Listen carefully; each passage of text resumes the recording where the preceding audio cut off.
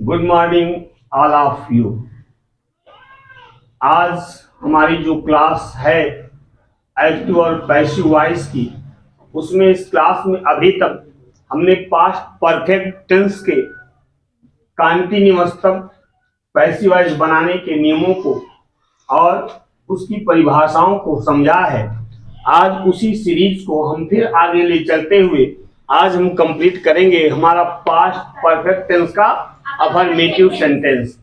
तो past perfect tense के affirmative या नेगेटिव या इंट्रोगेटिव वाक्यों की पैसिव वॉइस बनाने की उसके नियम क्या हैं और पैसिव वॉइस बनाने के तरीके क्या हैं, आइए इसकी परिभाषा और इसके एग्जाम्पल सहित हम पास्ट परफेक्ट टेंस के अफर्मेटिव, नेगेटिव और इंट्रोगेटिव वाक्यों की पैसिव वॉइस बनाने की प्रक्रिया को सीखते हैं। अब इधर आप लोग look at the board, don't discuss. आइए पास्ट परफेक्ट टेंस का जो हमारा अफर्मेटिव सेंटेंस है, इस सेंटेंस के इसके अफर्मेटिव सेंटेंस की पैसिव वॉइस जो बनाने के नियम है, पहले हम उसकी परिभाषा को देखते हैं, फार्मूले को देखते हैं और उसके बाद पैसिव वॉइस उसी रूल्स के अकॉर्डिंग, उसी रूल के तहत हम उसकी पैसिव वॉइस बनाते हैं। हाँ, इतना जरूर चाहेंगे कि आप लोग जो भी लेक्चर या जो भी क्लास देखा करें उसको उस पर अंत तक जरूर बने रहें, तो ये आपके लिए लाभदायक होगा, पूरी चीजें आपकी समझ में आएंगी। अब देखिए अफर्मेटिव सेंटेंस की परिभाषा, पहचान क्या है, कैसे हम बनाते हैं, नियम देखिए। क्या कहता है, इस टेंस के साधारण वाक्यों की पैसिव वॉइस बनाते समय सभी कर्ताओं के साथ, मतलब अगर हमारा एक वचन कर्ता हो या मतलब सिंगुलर नंबर हो या प्लूरल नंबर हो, सभी के साथ सहायक क्या लग जाएगा, हैड बीन का प्रयोग करते हैं और वर्ब की थर्ड फॉर्म लगाते हैं और नए ऑब्जेक्ट से पहले एकदम क्लियर है इतना। अब देखिए हमारा है फार्मूला। हम फार्मूले को समझते हैं कि जब भी पैसिव वॉइस बनाएंगे सबसे पहले क्या लिखा जाएगा, देन उसके बाद हैड बीन, उसके बाद वर्ब की और नए ऑब्जेक्ट से पहले। अब हमारा ये बात क्या है, इसको हमने एक्टिव वॉइस में लिखा है, इसकी बनानी हमको क्या है, अब पैसिव वॉइस बनाने के लिए हमने एकदम साफ साफ बताया है कि सबसे पहले हमको क्या करना होगा, सबसे पहले जो हमारा एग्जाम में वाक्य आएगा हम उस वाक्य को पहचानते हैं। एकदम आराम से एक बार पढ़िए, 2 बार, 15 मिनट का आपको समय मिलता है पेपर पढ़ने के लिए, ठीक है।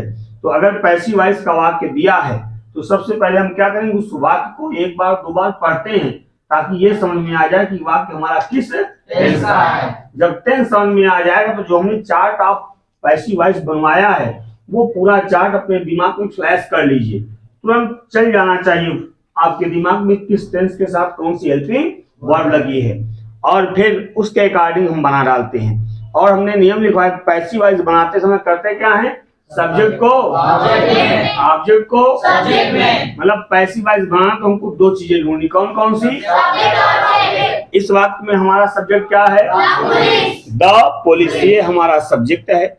जो नए हैं आप लोग भी समझिएगा। और उसके बाद हमारा ऑब्जेक्ट क्या है, ऑब्जेक्ट हमको कहां पर लिखा मिलता है, वर्ब या क्रिया के तुरंत काम कौन सा हो रहा है, अरेस्ट, ये हमारी वर्ब है। ध्यान रखना कि परफेक्ट टेंस में सदैव वर्ब की थर्ड फॉर्म का ही प्रयोग होता है, हमको लगाने की जरूरत या ढूंढने की जरूरत नहीं। जो क्रिया लिखी हम उसको एज इट इज उसी तरह पैसिव वॉइस बनाते समय क्या करेंगे। अब क्रिया के बाद तुरंत क्या लिखा हुआ है, द रॉबर्स, तो ऑब्जेक्ट कहां पर मिलता है, वर्ब के तुरंत बाद, तो ऑब्जेक्ट हमारा क्या हो गया। अब जब हम पैसिव वॉइस बनाएंगे तो कर्ता के रूप में सबसे पहले क्या लिख दें, क्या लिख दें, समझ में आ रहा है, समझ में आ रहा कि नहीं आ रहा, एकदम जहां पर दिक्कत हो उस पीछे वाले बच्ची बताओ, समझ में आ रहा ना, जहां पर दिक्कत हो तो आप बताइएगा कि ये अभी चीजें समझ में नहीं आई। तो अब पैसिव वॉइस बनाएंगे तो सबसे पहले क्या लिख दें, नियम कि ऑब्जेक्ट को हम सब्जेक्ट की जगह पर सबसे पहले लिख देते हैं। सबसे पहले क्या लिख दें, द रॉबर्स, सब्जेक्ट मिल गया ना। अब फार्मूले पर आ जाओ। सब्जेक्ट के बाद क्या लगाएं? हैड। क्या लगा दें? The robbers had been. और बीन के बाद अब क्या ढूंढे? वर्ब की थर्ड फॉर्म। यहाँ पर क्रिया कौन सी है? कौन सी क्रिया है? समझ में आ रहा है? तो हम क्या लगा देंगे? थर्ड फॉर्म लिखा तो हमको लगाने की आवश्यकता नहीं है। जो लिखा उसी को लिख देते हैं। Had been arrested. और वर्ब की थर्ड फॉर्म के बाद क्या लिखा है? क्या लिख दें अब? बाई। और बाई के बाद ऑब्जेक्ट में क्या पहुंचेगा? भाई सब ऑब्जेक्ट को जब सब्जेक्ट बना दिया तो जगह खाली हो गई ना। तो यहाँ पर भी नियम है, क्या लिख दिया जाएगा? जो सब्जेक्ट रहेगा वो क्या बदल जाता है? ऑब्जेक्ट के रूप में। तो ऑब्जेक्ट में क्या लिख दें हम? The police. By the police. अब बताइए क्लियर हुआ कि नहीं हुआ? बताओ कितने लोगों को क्लियर अभी नहीं हुआ? हम बताइए जल्दी। सबको क्लियर है? तो चलिए एक वाक्य अच्छा और देख लेते हैं, उसके बाद फिर चालू करेंगे क्या इसी का निगेटिव सेंटेंस। एक वाक्य देखिए,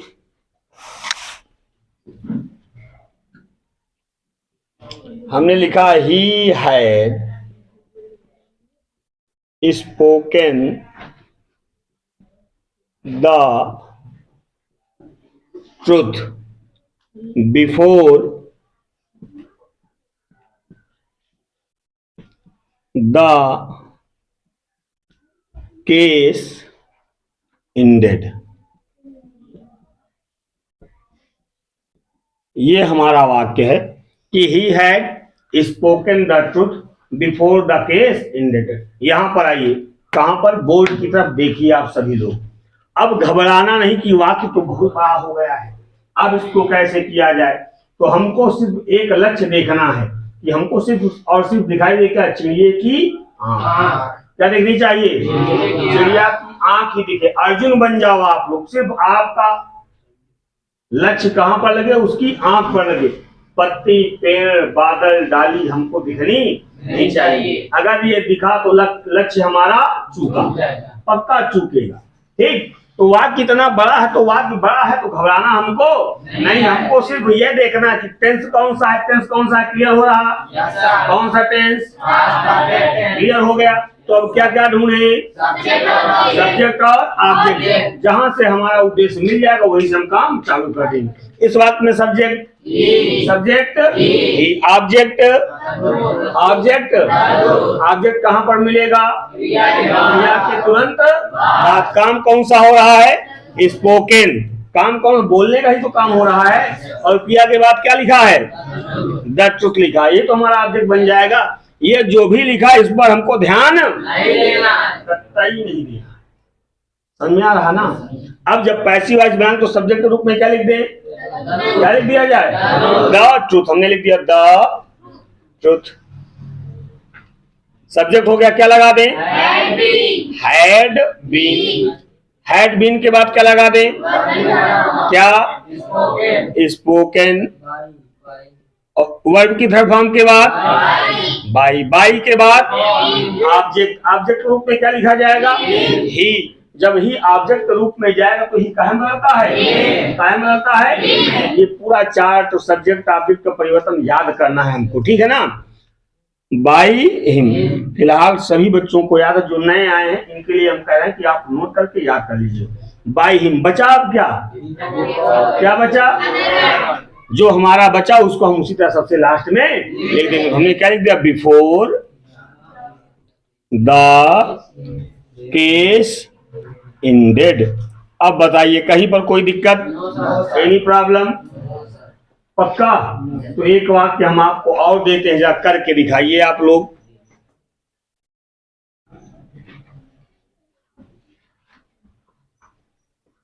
she had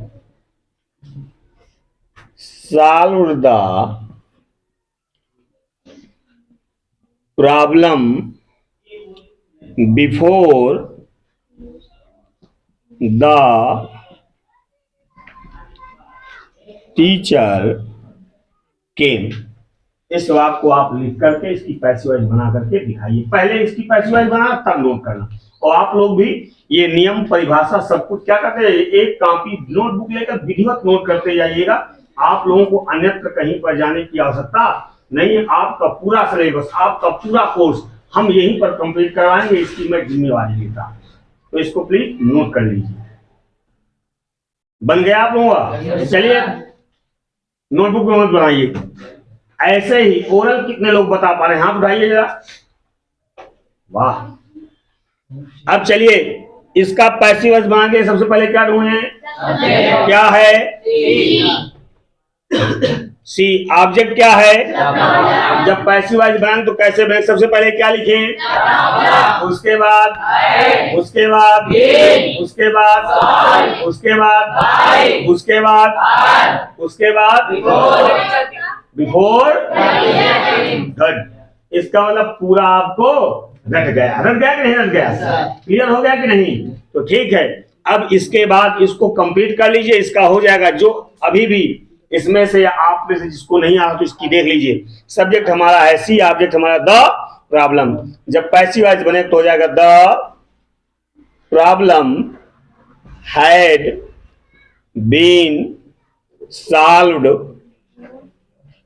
bye her before the teacher came. इसको नोट कर लीजिए। उसके बाद हम करते हैं कौन सेंटेंस, निगेटिव सेंटेंस को जल्दी से नोट कीजिए। इसी में ही निगेटिव सेंटेंस, ताकि कम समय में आपको ज्यादा चीजें क्लियर हो।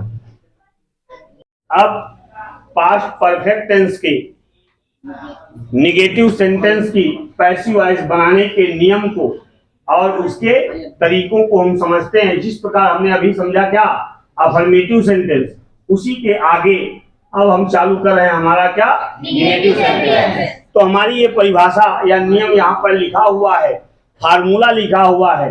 अब नियम और फार्मूले को पढ़ करके हम क्या बनाएंगे, निगेटिव सेंटेंस की पैसिव वॉइस बनाएंगे।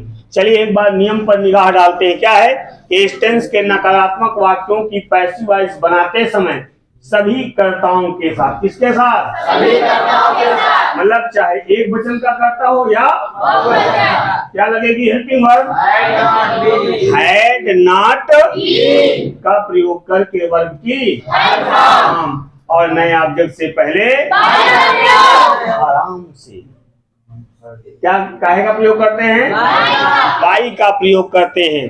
अब हमारा वाक्य देखिए, हमने एग्जाम्पल लिखा कि द क्लॉथ्स हैड नॉट, एक सेकंड वाक्य हम गलत लिख रहे थे। Had not washed the clothes, the clothes before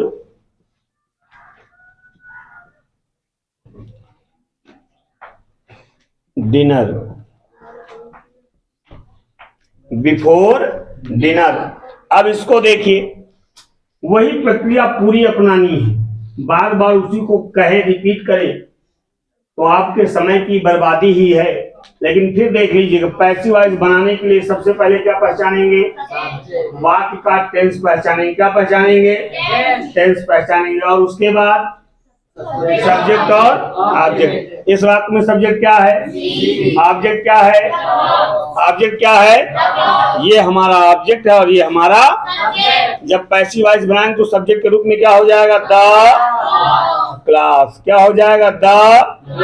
subject के बाद क्या लगा दे, had not, had not been. उसके बाद वर्ब की क्या लगेगा, वास्ड। उसके बाद बाई, बाई के बाद बोलो भाई, सी ऑब्जेक्ट के रूप में हम रह जाएगा। करने लगे क्या साथ साथ आप लोग भी, बाई हर, और बचा क्या, बिफोर डिनर। अब बताइए कहीं पर कोई दिक्कत है, अभी है। एक वाक्य और देख लिया जाए। अगला वाक्य है, The police had not written the police had not written the report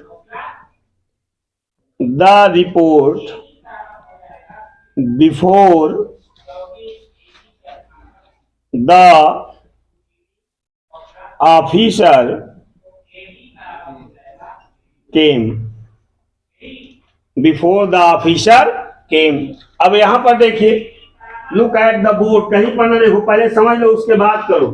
हमको पता है कि आप लोगों को बढ़िया से समझ में आ रहा है, बढ़िया से कर रहे हो, लेकिन फिर भी पढ़ते समय जब कोई भी अध्यापक, देखिए आगे बढ़ने की एक प्रक्रिया है कि आपको बहुत आ रहा है, चीजें आ रही हैं, इसके बावजूद भी अगर अध्यापक कोई चीज पढ़ाए तो उसको हम क्या करेंगे, बड़े ध्यान से सुनेंगे। सबसे पहले क्या करना, ध्यान से सुनना है। जो अध्यापक कहता है उसकी बातों को ध्यान से सुनिए, उसके बाद आप कीजिए।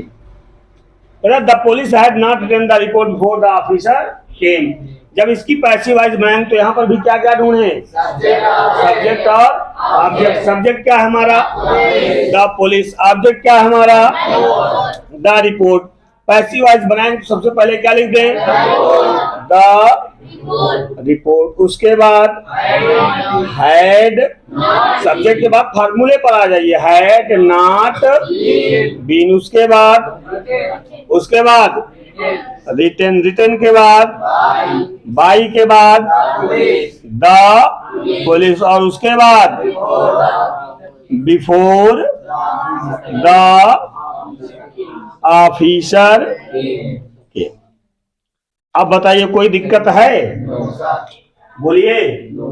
इसी के साथ पास्ट परफेक्ट टेंस का हमारा अफर्मेटिव और निगेटिव सेंटेंस यहीं पर कंप्लीट होता है। आप लोग लास्ट तक वीडियो पर बने रहे, इसके लिए आप लोगों को बहुत बहुत धन्यवाद। मिलते हैं आपसे नेक्स्ट वीडियो में पास्ट परफेक्ट टेंस के इंट्रोगेटिव सेंटेंस को लेकर। तब तक व्यस्त रहिए, मस्त रहिए। Thanks for watching my video.